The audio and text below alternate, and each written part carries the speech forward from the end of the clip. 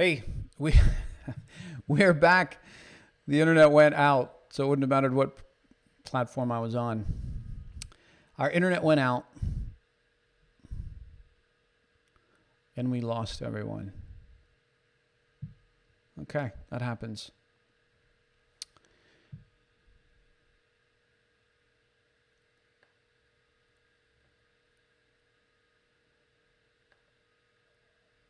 All right, here's what we're going to do. We're going to go just like we were.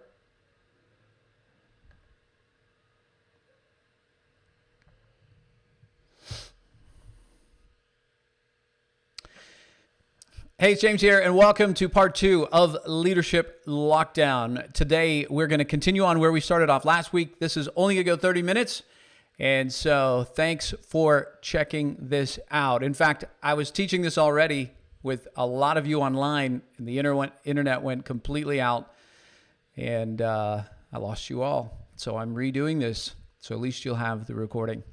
All right, let's go ahead and jump in. I want you to see this quote by Wayne Dyer. It says, if you change the way you look at things, the things you look at change.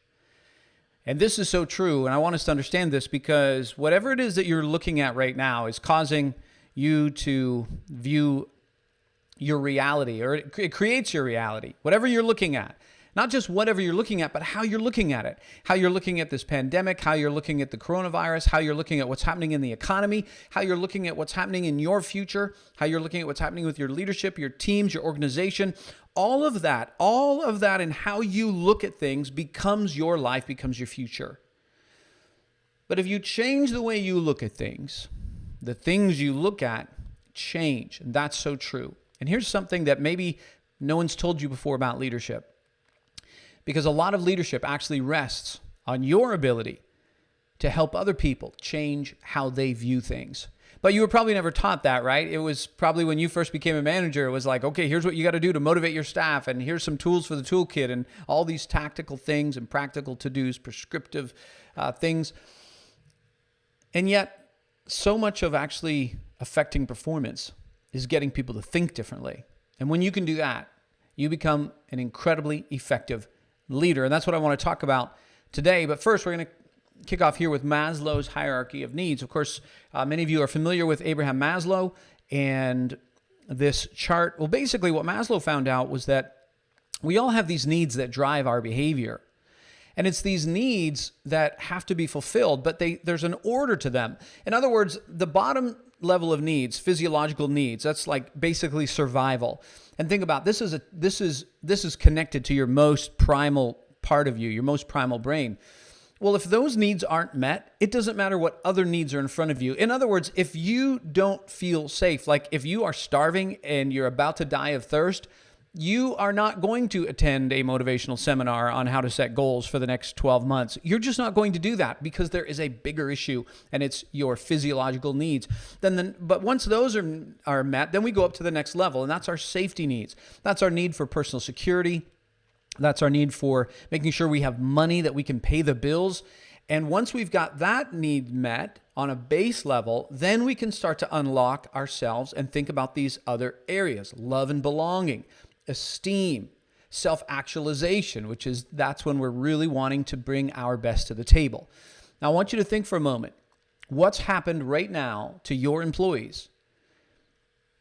Most people are now focused on these bottom two levels in a way that they maybe never have been in their life, except for maybe a fleeting moment when maybe something happened, or they had to go to the hospital, or they feared for their life. But all of a sudden now we have society worried about these bottom two needs. And when that happens, this primal part of our brain kicks in, and now we are not focused. We're not going to think creatively. It's hard for us to work, and it's really hard for us to be motivated. I know. I'm still just recording it. That's all right.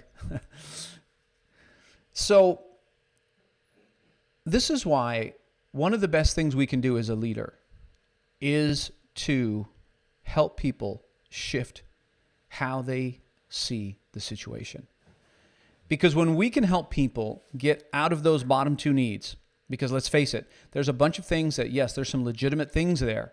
But if we live there, like if we stay there and if we let people stay there, they're never going to be able to rise above that. And this is why leadership is so important, because leadership helps people shift their thinking and what they're focused on.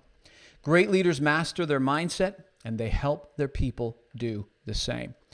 There was an interesting study that was done where they had people go into a room by themselves. They had no idea what the experiment was. They thought they were waiting to go and talk to somebody, this researcher, and they were filling out some paperwork, just like you would at a doctor's office. Well, while the person was there in the waiting room by themselves, all of a sudden, smoke begins creeping under the door and coming into the room.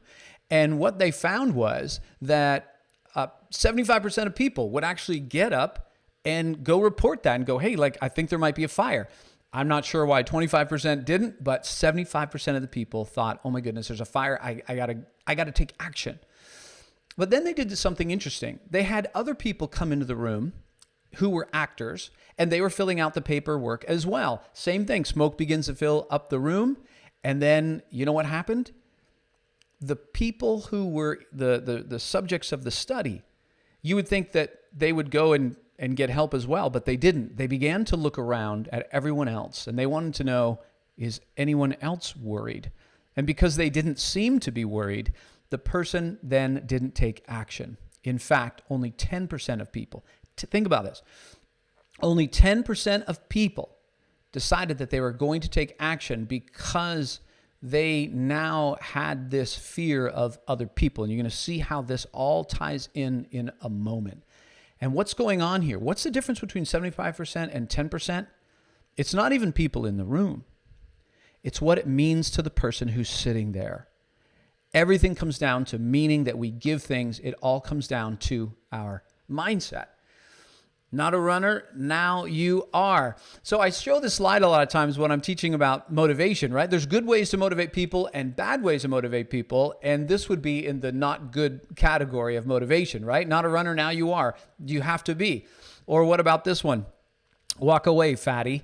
That might work for some people, but shame-based motivation is not really where it's at. Now, some of you have seen me teach through this analogy, but I'm going to do it again because the principle is really important and it underlies what I'm talking about here. So imagine on one Saturday, we've got 3 men all living on the same street. In fact, they're all neighbors. And every one of them has to mow their lawn. Now, like the first guy, he doesn't want to mow his lawn. In fact, he doesn't want to mow his lawn because he hates doing it, but he has to mow his lawn because he got an angry letter from the homeowners association telling him that if he didn't mow the lawn, they were going to fine him. And so guess what? He has to mow his lawn. The guy in the middle, neighbor number 2, he doesn't want to mow his lawn either. But his wife comes and says, hey, my mom's coming into town tomorrow. I'd like the place to look nice. And if you mow the lawn, I will make you your favorite chocolate cake. And so now we've incentivized the task. We're giving him a pay or a bonus to do the task. And guess what? He mows the lawn. Well, neighbor number 3 loves mowing his lawn. Not only does he love mowing his lawn, he loves the smell of fresh cut grass. He loves feeling like he's getting some exercise. He loves the idea of at the end, he stands on the street and looks back and sees the difference and how nice his place looks. And he also feels proud that he is being a good neighbor.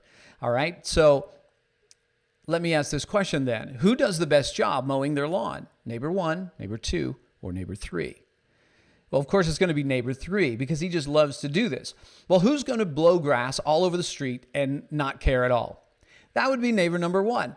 But here's the interesting thing. All 3 lawns got cut. All 3 jobs got done. But they didn't get done to the same level of excellence. And it all had to do with one thing.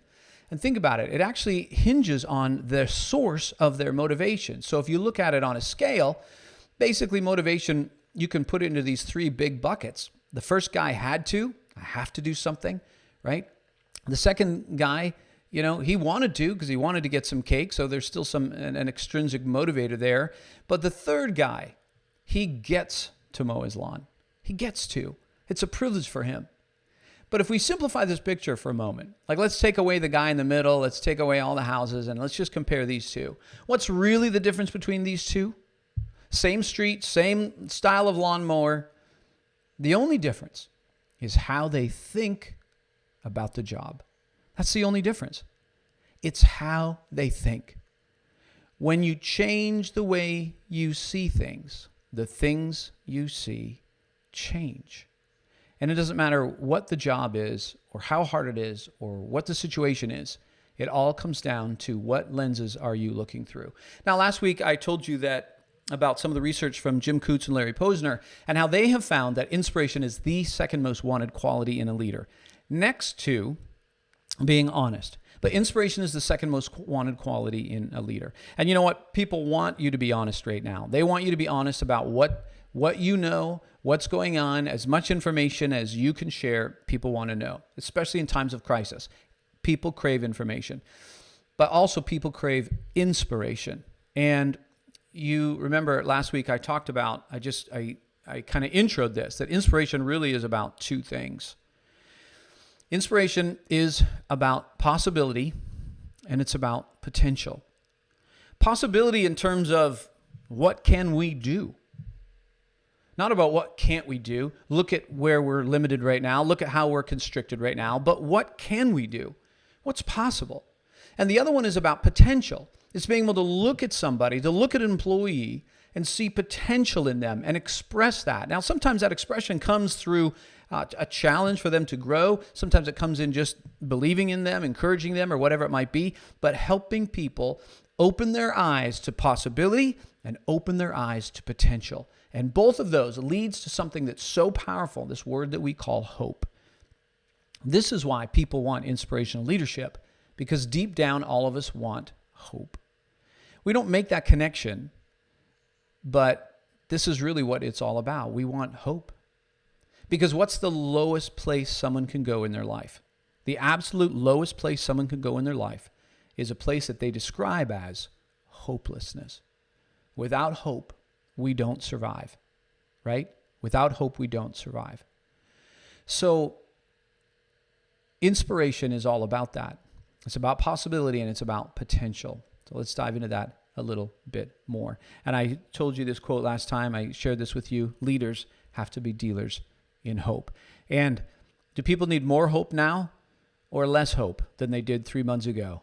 They need a lot more hope, which means they need to have their eyes opened to potential and they need to have their eyes opened to possibility. Well, who's going to help them do that? So I've done a lot of research on inspiration, and it's forming the basics of a new book on the topic, because I find a lot of people, a lot of books on inspiration, it's just like, well, here's what an inspirational leader does, and it's like, here's the 10 steps of inspirational leadership. But I was like, nah, it's more than that. It's deeper than that.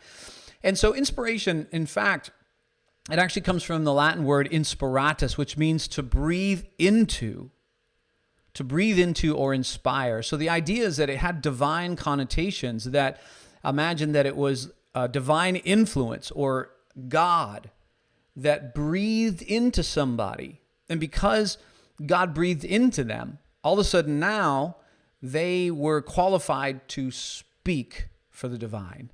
That's inspiration, right? That was the original context of the word. Of course, it's evolved since, and now we use it for other things, like it's the action or power of moving the intellect or emotions.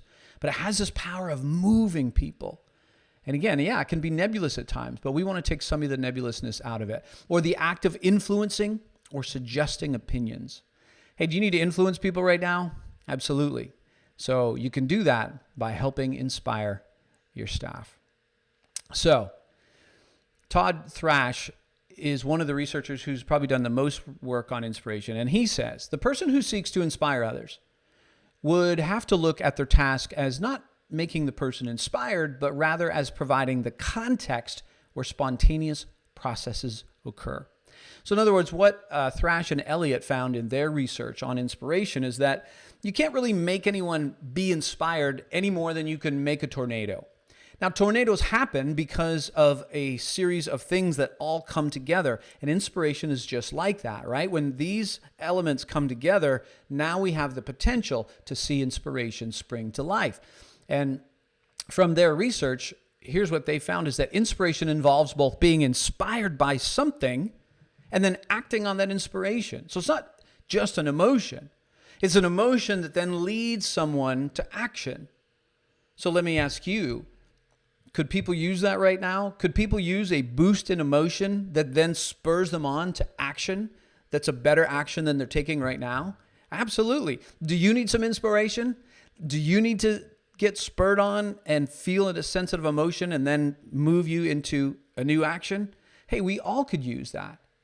So if you think about it, inspiration looks like this. There's some kind of a catalyst, and there's a reaction, which then spurs action.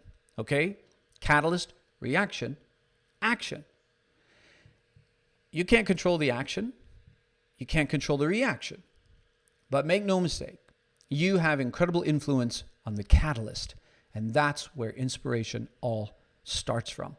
And once it starts, then you can help shape the action as it goes. So for those of you who have followed me for a long time, you know I teach through what I call the engagement drivers.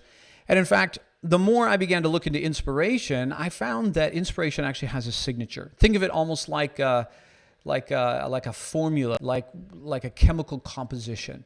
You know, when we look at our physics class or chemistry class back in high school, maybe you haven't seen the periodic table in a while. Well, all these elements are in and of themselves great, but where they really have power is when they're combined, right? And so when you take a bunch of elements and then you put them together like this, all of a sudden you have TNT. You've got some dynamite on your hands. You've taken these elements, you've combined them, and that's where the power is. Well, you know what I found? Inspiration also has a signature, and it looks like this. Here's the components to it. Now I'm not walking through these today, but we'll just hit on part of it. But we'll keep unpacking this over the next few weeks. But basically, people most associate inspiration when they can put these things together, right? 1, 2, 5, and 9. That's about this need to be more than a number. People have a need to grow and develop. People have a need for purpose and significance, and they have a need for a model to follow. And so in a very real way, this is the chemical composition to inspiration. And when you tap into this, you can really help people shift how they think about their lives, about their job. So let me ask you this, though. What is the most important mindset of all? What's the most important mindset of all? Like if you think of all the mindsets, like people talk about gratitude, that's an important mindset. Optimism, that's an important mindset. You know, there's many different other things. But what do you think is the most important of all? Well, it actually is this. It's a word or two words. It's called personal agency. Personal agency is a mindset. We call this an internal locus of control. Personal agency means that you have the mindset that you're in control of your life. And because you're in control of your life, that brings a certain amount of competence which leads you to action. So you're not living in a reactionary state, but you're living in a proactive state because you know you can make a difference. And so when you think about it, and I talked about this to an organization yesterday, this exists on a continuum. On one side of the scale, we have what would be called a captive, powerless mindset. And this is a belief that I'm unable to influence the situation. And of course, what happens when people feel like they can't influence the situation? That's hopeless, right? That's where we suffer. That's where we shrink down and we give in to our fears. And so what happens is it kicks off an avoidance system in our life where we don't take chances, we don't take risks, we don't go talk to the girl, we don't ask the cute guy for his number because we're in this avoidance system because we feel like I'm unable to influence the situation. At the same time, we see threats, not opportunities. And that's why it kicks off an avoidance system because we want to stay safe because all we see around us is threats versus an opportunity to do something. At the same time, it creates feelings of anxiety and more pessimistic, especially about the future, and we're more susceptible to social pressure. Think about those people in the room when smoke was coming under the door. and they were looking around to see if anyone else was concerned. What's going on right there? They had stepped into a powerless state. And just show you how prevalent this thinking is, that we all succumb to this from time to time. Only 10% of people in that moment didn't care about social pressure, about what everyone else was doing. They just wanted to act. Hey, there's a concern here. They took a leadership stance. Think about that for a moment. They took a leadership stance and acted. And so, but you can't do that when you're in this powerless state.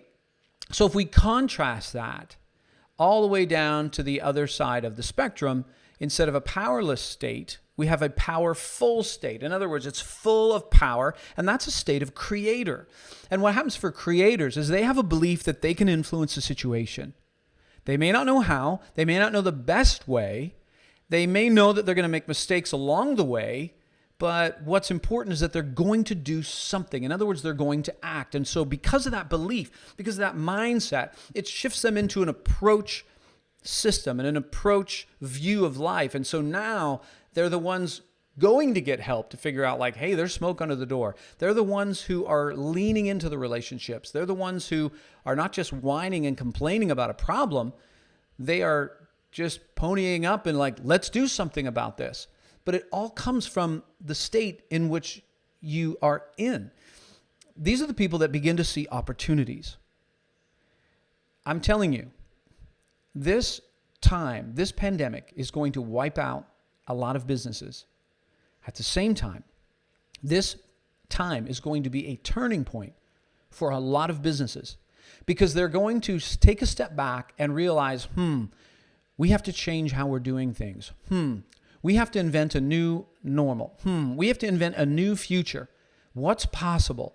What are we capable of? And they're going to be the ones that think like that. And that's how we need to think as leaders. We have to find opportunity in times like this.